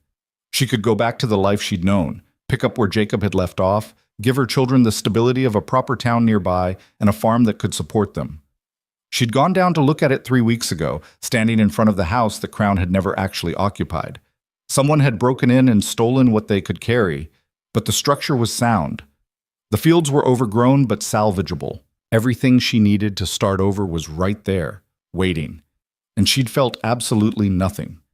That house belonged to a woman who'd died the day Deputy Hutchins nailed that foreclosure notice to her door. The woman who'd walked away into the mountains with her children had become someone else, someone harder, more capable, less willing to accept what the world told her she should want. "You're thinking loud again." Mara turned to find Caleb leaning in the doorway, wiping sawdust from his hands, and sleeping indoors had filled out his frame. And while the scars would never fade, he carried them differently now, not as a punishment, but as proof of survival. "Just wondering what comes next," she said. "I thought we'd decided. We stay here, we build something permanent, we live our lives." He crossed to her, his movements still careful, as if he expected her to bolt. "Unless you've changed your mind." "No, but I keep thinking about that valley property. All that land just sitting there empty. So sell it. Take the money and use it to build whatever you want up here." Mara shook her head. "That feels wrong, like I'm profiting from Jacob's death." Caleb took her hand, studying her face with his good eye. "Jacob died because Silas Crown was greedy and cruel. That land is yours by right, and what you do with it honors his memory however you choose. If you want to keep it, keep it. If you want to sell it, sell it. If you want to burn it to the ground and salt the earth, that's your choice too. What would you do?" "I'd turn it into something that helps people. Maybe a way station for folks traveling through. Maybe lease it to a family that needs land but can't afford their own. Maybe something else entirely." He squeezed her hands. "The point is, it's yours. Don't let anyone, including me, tell you what it should be." Before Mara could respond, they heard horses approaching. Both of them tensed automatically, hands moving toward weapons that were always within reach. But then, Mary Catherine Brennan's voice called out, "Hello, the house! We come bearing food and gossip." Mara and Caleb exchanged glances, then went outside to find a small caravan. Mary Catherine and Sarah Chen, plus Tom Hayes, the rancher, and his wife Margaret, all loaded down with supplies. "What's all this?" Mara asked as they began unloading. "Consider it a housewarming gift," Mary Catherine said, handing over a crate of preserves. "We figured you've been up here alone all winter, and spring means company whether you want it or not." "We also brought news," Tom Hayes added. "The territorial governor is coming through next month. He wants to meet you and Caleb personally. Thank you for your role in bringing down Crown's operation." "We didn't do it for thanks," Caleb said quietly. "Nevertheless, you're heroes to a lot of people. Crown had his hooks in half the territory, and you two pulled them out." Hayes glanced around at the improvements they'd made to the cave. "This is impressive work. You planning to stay permanently?" "That's the idea," Mara said. "Then you'll need to file a proper homestead claim. This is still public land, and eventually someone's going to notice you're here." He pulled out a folded document. "I took the liberty of drawing up the paperwork. You file this, prove up the claim by making improvements, and in 5 years this place is legally yours." Mara took the paper, studying the legal language that had once been used to steal from her. Now it was being offered as protection, as legitimacy. The irony wasn't lost on her. "What about water rights, mineral claims? How do I know someone else won't do what Crown did?" "You can't know for certain, but the Territorial Land Office is under new management, honest people who actually check the filings now. And there's a new law being proposed that would require in-person surveys for all mineral claims. It's not perfect, but it's better than it was." Hayes smiled. "Plus you've got friends now, lots of them. Anyone tries to push you off this land, they'll answer to half the county." As the afternoon wore on, more people arrived. Earl Hutchins rode up with news that he'd been appointed the new sheriff, replacing Crown's bought and paid-for predecessor. The newspaper editor from Denver showed up with a request to interview Mara and Caleb for a story about fighting corruption. Even Deputy Marshal Grant sent a letter commending their courage. By evening, what had started as a quiet spring day had turned into an impromptu celebration. Someone produced a fiddle, someone else brought whiskey, and suddenly there were 24 people gathered around a bonfire outside the cave, talking and laughing and celebrating not just Crown's downfall, but their own survival. Mara found herself sitting with the other women, listening to their stories. Mary Catherine talked about rebuilding her boarding house and how business was booming now that people weren't afraid to travel through town. Sarah Chen described her father's plans to expand the mercantile. Margaret Hayes shared that she was expecting their 4th child and wanted Mara to help with the birth when the time came. "You've become the person people turn to," Mary Catherine said quietly. "You know that, right? When someone has a problem, when they're facing something that seems impossible, they think of you and what you survived. You give people hope." "I just did what I had to do to keep my children alive," Mara protested. Exactly. And that's more than most people manage when things get hard. Mary Catherine squeezed her hand. Don't diminish it. What you did mattered. Across the fire, Mara could see Caleb talking with the men. He was still awkward in groups, still more comfortable in the wilderness than civilization, but he was trying. She watched Tom Hayes clap him on the shoulder, watched Earl Hutchins share some joke that made Caleb's scarred face crack into a genuine smile. He was healing. Slowly, painfully, but healing nonetheless. The ghost was becoming a man again, and it was beautiful to witness. Later, after everyone had left and the children were asleep, Mara and Caleb sat by the dying fire and watched the stars. This feels like a dream, Mara said softly. 4 months ago, we were fighting for our lives. Now we're hosting parties. Life comes at you fast out here, Caleb poked at the coals with a stick. But Mara, we need to talk about something. Her stomach clenched. What? Your property in the valley. I've been thinking about what you said, about it feeling wrong to profit from Jacob's death. He turned to face her. What if we didn't profit? What if we used it to help people the way we were helped? I'm not sure I understand. There are families all over this territory who got pushed off their land by Crown or people like him. Families with nowhere to go, no way to start over. What if we offered them a chance? Caleb's voice grew more animated. We could divide your land into smaller plots, say 5 or 6 homesteads. We help families get established, give them a year to get on their feet, then they buy the land from you at a fair price. No interest, no tricks, just honest dealing. Mara stared at him, the idea taking root. We'd be giving people what we almost lost, a chance to build something that's theirs. Exactly. And it transforms that property from a reminder of grief into something that creates futures, dozens of futures, if we do it right. He reached for her hand. Jacob was a good man who wanted to build something meaningful. This would honor that. It would also require a lot of work, finding the right families, helping them get started, managing the legal complications. We've faced worse. And we wouldn't be alone. Mary Catherine would help. Hayes knows farming. Sarah's father understands business. We'd build it together the way we built this. He gestured at their home, at everything they'd created from nothing. Mara thought about it, turning the idea over in her mind. The valley property had always felt like an anchor around her neck, a piece of the past she couldn't quite let go. But this transformed it into something forward-looking, something that served others instead of just her. We'd need rules, she said slowly. Requirements to make sure people actually work the land, don't just take advantage and disappear. And we'd need to be careful about who we choose, families that really need help, not opportunists. Agreed. We could model it on the Homestead Act, but make it fairer, more supportive. Caleb was grinning now, excited in a way she rarely saw. This could be big, Mara, not just for us, but for the whole territory. Proof that there's another way to do things. They talked deep into the night, planning and dreaming and building something new from the ashes of what they'd lost.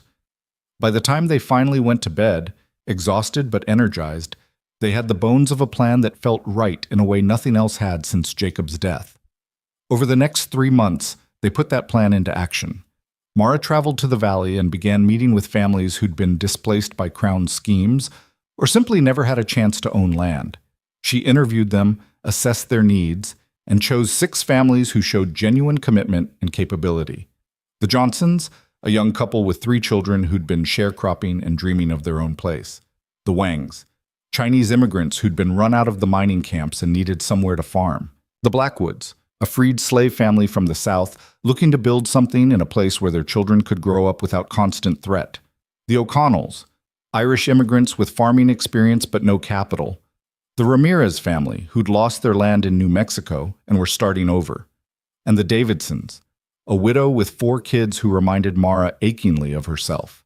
Each family got 20 acres, help with building materials, and Caleb's expertise in making something from nothing. In return, they committed to working the land, supporting each other, and eventually buying their plots at a price they could actually afford. Mara and Caleb divided their time between the mountain and the valley, helping build houses and barns, teaching survival skills, mediating disputes, and slowly watching a community take shape.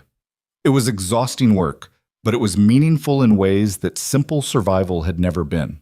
You're creating something that will outlast you, Mary Catherine observed one day as they watched the Johnsons raise the frame of their new barn. These families, their children, their grandchildren, they'll all be here because you chose to give instead of take. Caleb's idea, Mara said.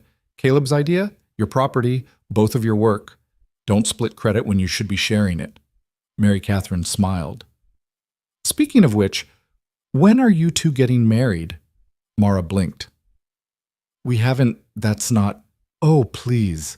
Everyone with eyes can see how you look at each other, and you're building a life together, raising your children together, sleeping under the same roof. The only thing missing is the paperwork. It feels too soon. Jacob's only been gone a year, and you've lived 3 lifetimes in that year. There's no rule that says you have to grieve on someone else's timeline. Mary Catherine's voice gentled. Jacob was a good man, and you loved him. But he's gone, and you're alive, and you've found someone who makes you happy.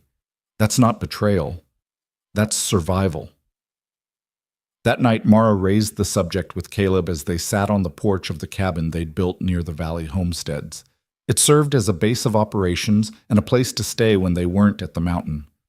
Mary Catherine thinks we should get married, she said without preamble. Caleb nearly dropped his coffee. What? She pointed out that we're already living as husband and wife in every way that matters except legally, and she's right. Mara turned to face him. So I'm asking, do you want to marry me, Caleb Rourke? He stared at her, his scarred face working through a dozen emotions. Mara, I don't know if I can be what you need. What if I can't be a good husband? What if I fail you the way I failed? Stop. She grabbed his hand. You didn't fail your first family. Crown murdered them, and you survived. That's not failure. And you won't fail me because we're partners. We face things together, remember?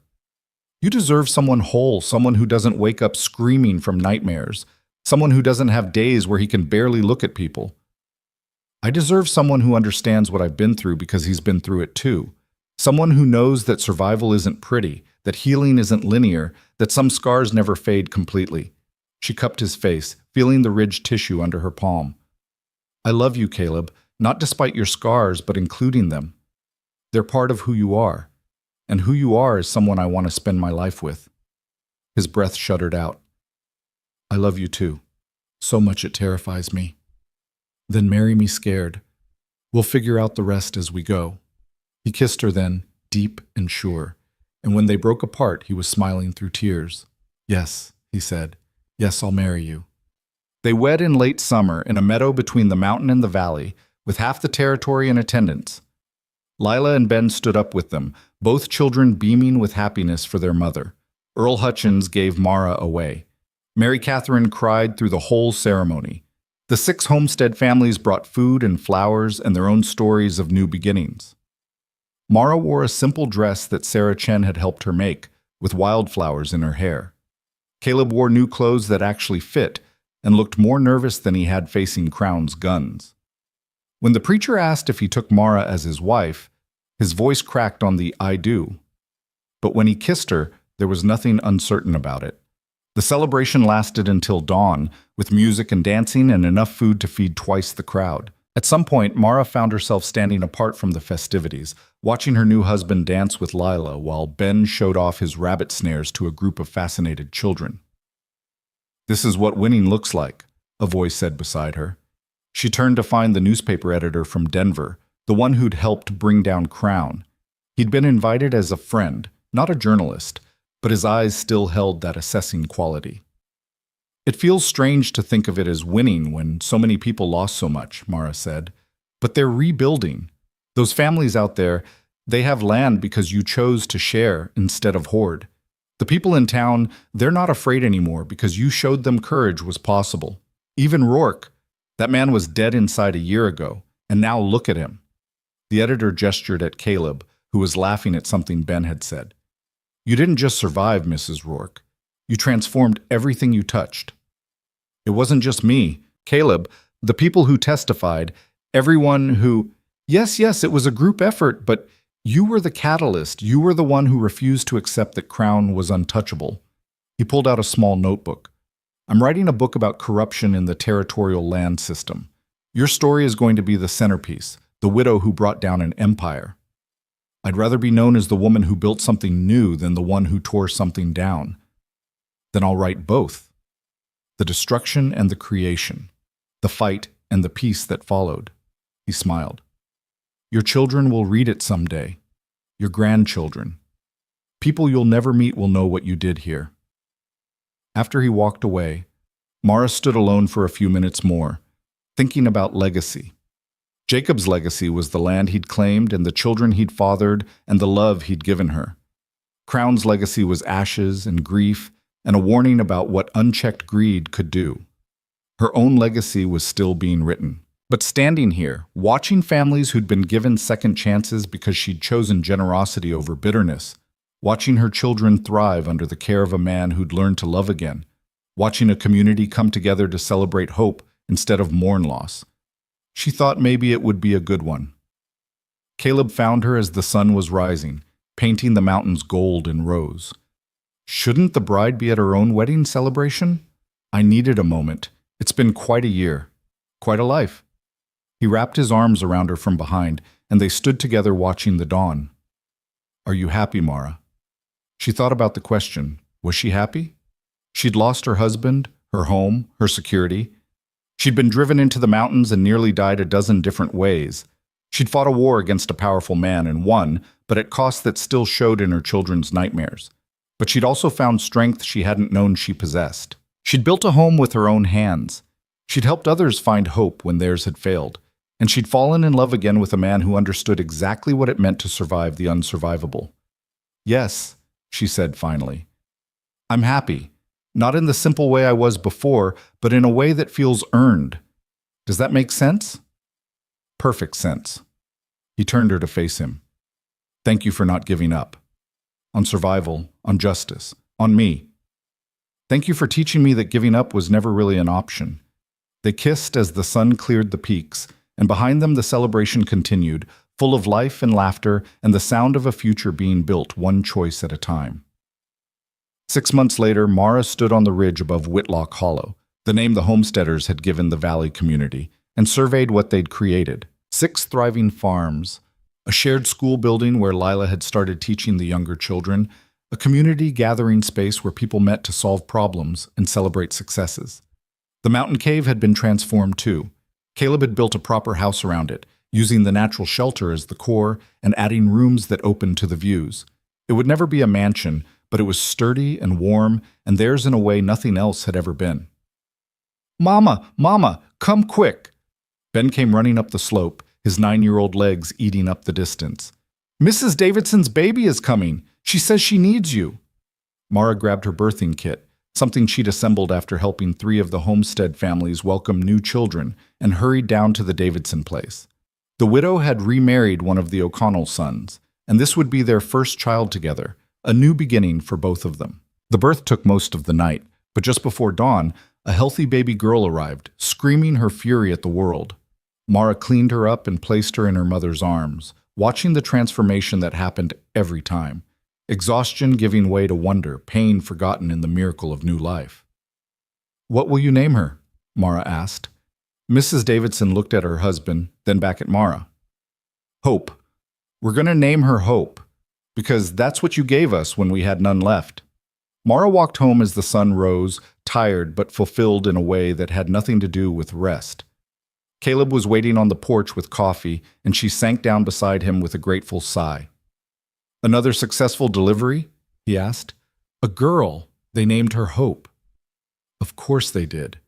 He handed her the coffee, and they sat in comfortable silence, watching the valley wake up. Smoke began rising from chimneys. Children emerged to do morning chores. The sounds of life and work and community drifted up on the morning air. Do you ever miss it? Mara asked suddenly. The solitude, when it was just you and the wilderness.